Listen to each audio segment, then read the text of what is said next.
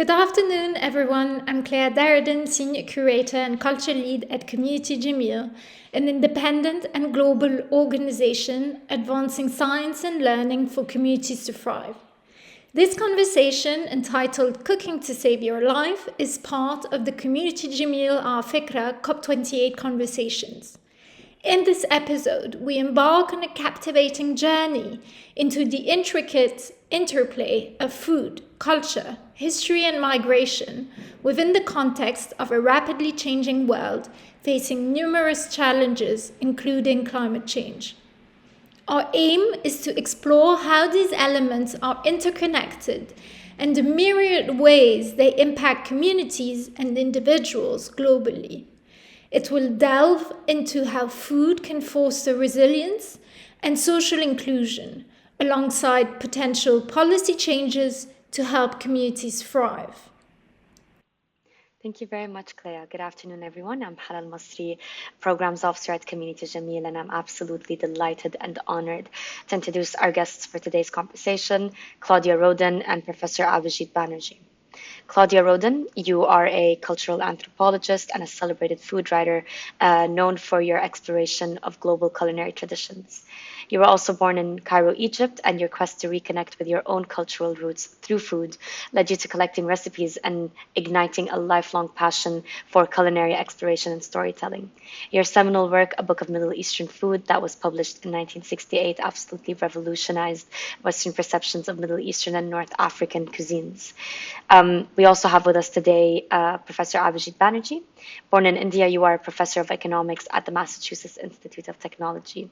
In 2003, you co-founded the Abdul Latif Jameel Poverty Action Lab, also known as JPAL, alongside Esther Duflo and Sandil Mulaynathan. And in 2019, you were awarded the Nobel Prize in Economic Sciences.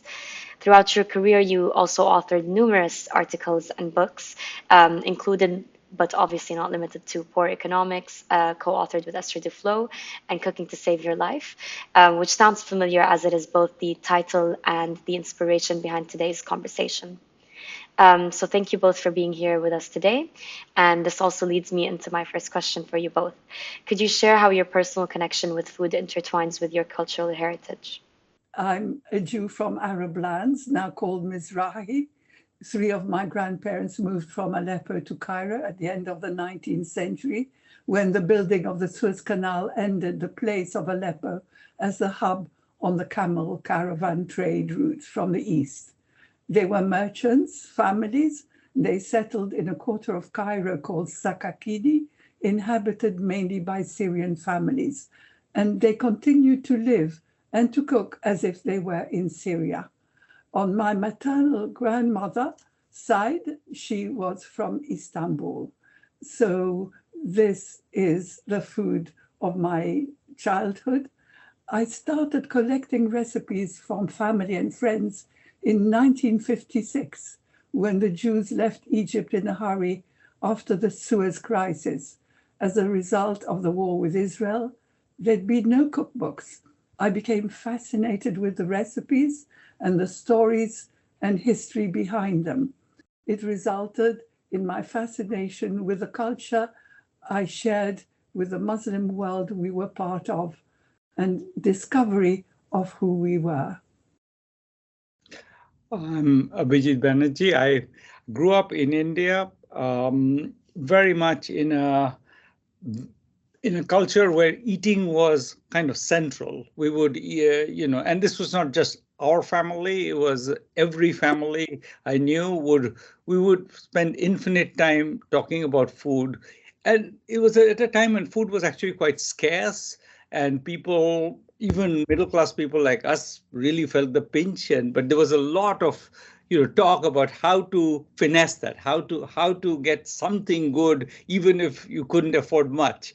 And in that, so growing up in that culture, I don't think I would have escaped sort of being obsessed with food. But I grew up also in a household where my mother was a kind of prominent feminist person, and so I learned from an early age that if I wanted to eat something good, I have to make it myself.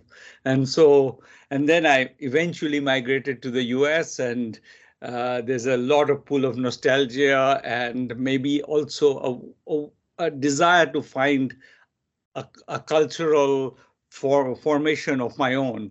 And all of that inspired me to, cook and write cookbooks. How has your experience of migration influenced your approach to cooking? And how do you believe food can foster inclusivity in diverse societies?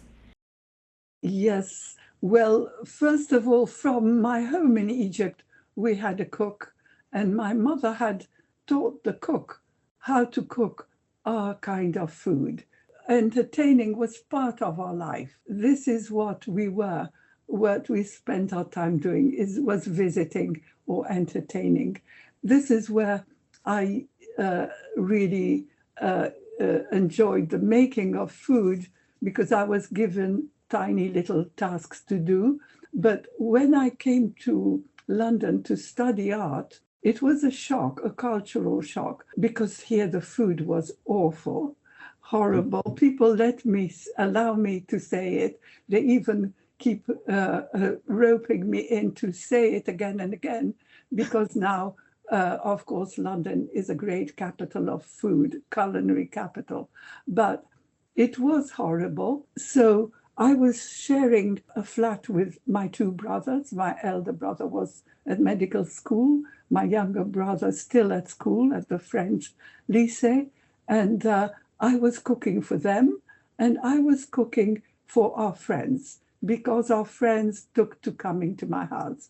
And I started making the stuffed vegetable, the stuffed vine leaves, the phyllo, all the things that actually I miss terribly, because one does miss home. And to me, I did miss home a lot.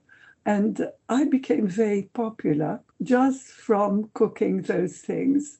But I think one doesn't realize the great longing and missing of home. And for me, I think at that time I missed home, I missed my parents, but nothing compares to when we had to leave Egypt and we thought forever. And for me then, it was a terrible, terrible longing. And part of the longing then became collecting recipes. And perhaps this is what, for me, has led to my whole career. In some ways, the echoes of that, of what Claudia said in my life. I came to the US, and I came from, as I said, a very food-obsessed culture. And the thing that was remarkable in the US was not just that the food was bad, it was awful. So I was so appalled by the whole thing that I tried to organize a cooking group.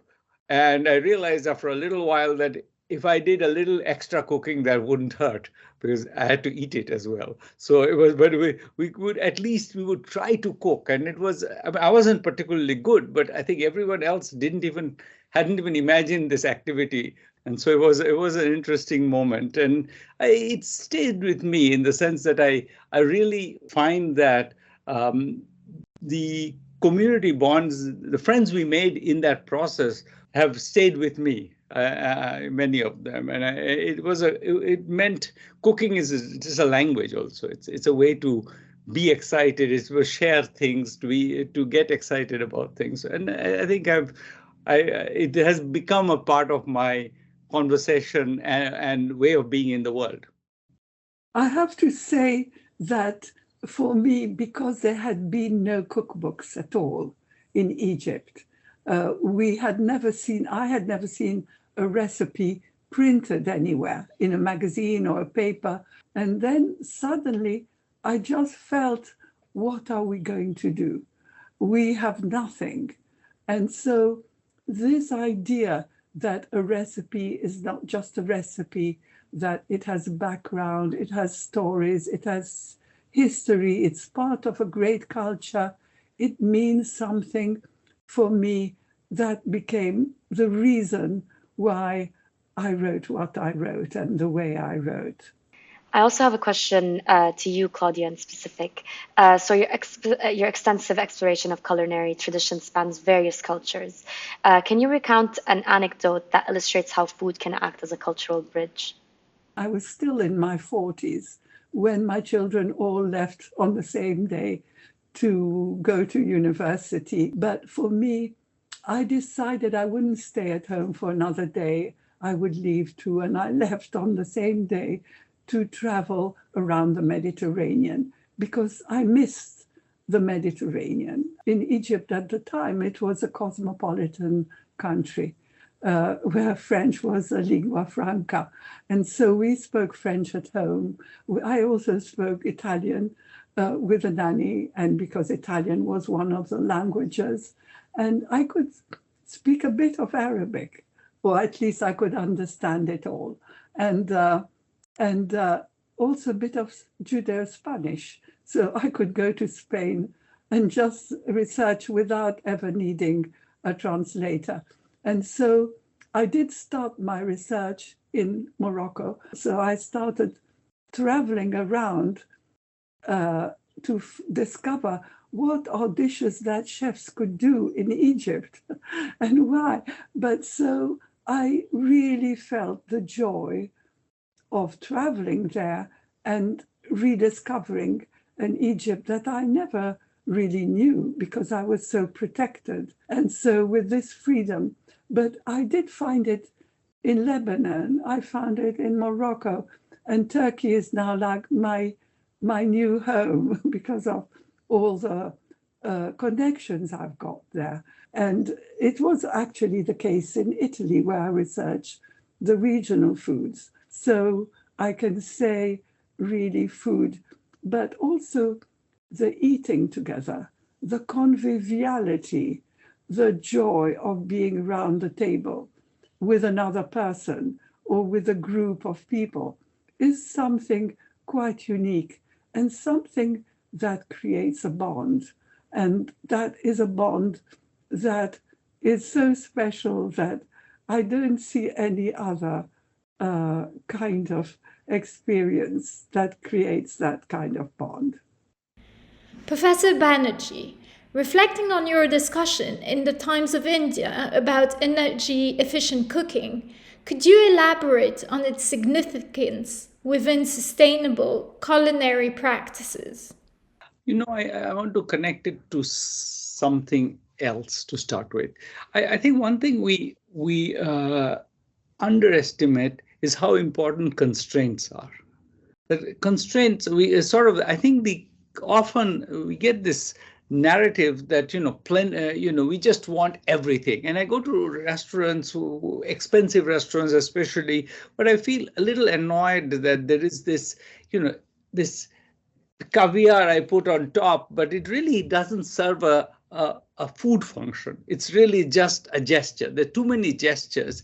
And I feel that one of the things I grew up with, and I feel I really was privileged to have grown up with, was a sense of constraints, that people didn't have money, they didn't have time, they didn't have energy, and they were trying to be inventive. And the inventiveness that generates, and I've seen this, I work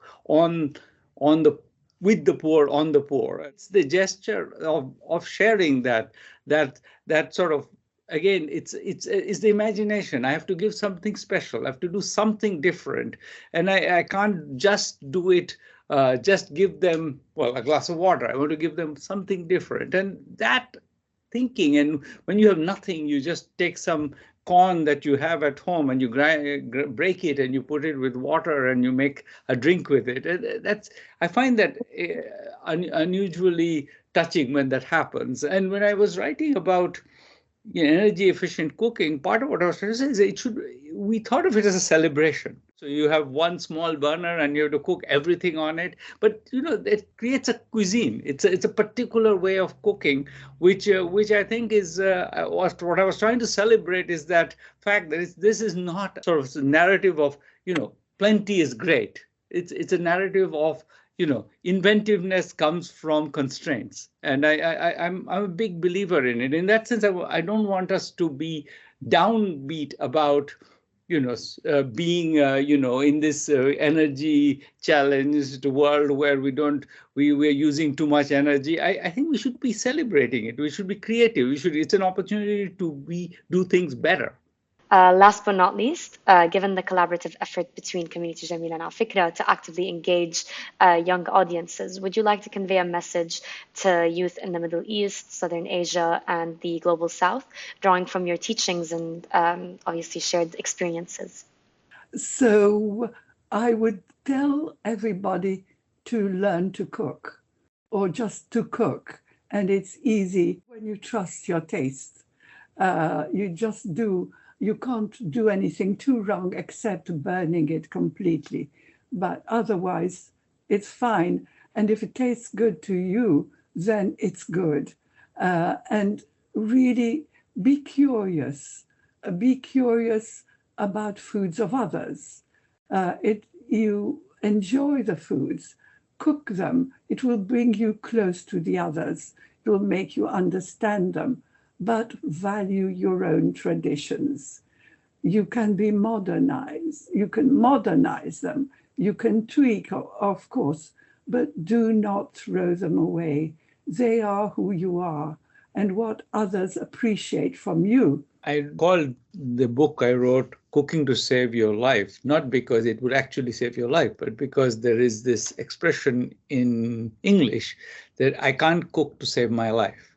And the joke was everyone can cook to save their own lives. And I think there is a mystification, and often recipes are not written like Claudia's, which are wonderfully sort of down to earth exposition. They're often, extra ingredients that may or may not be that useful thrown in to make it more complicated and elaborate. If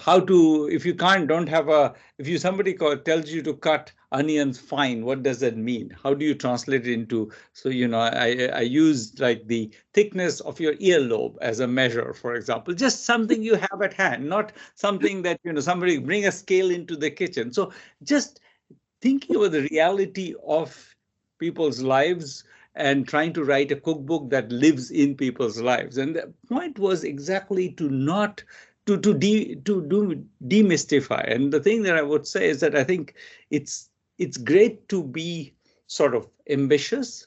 You try to do very elaborate things, but I think the great pleasure is that miracle of something incredibly simple.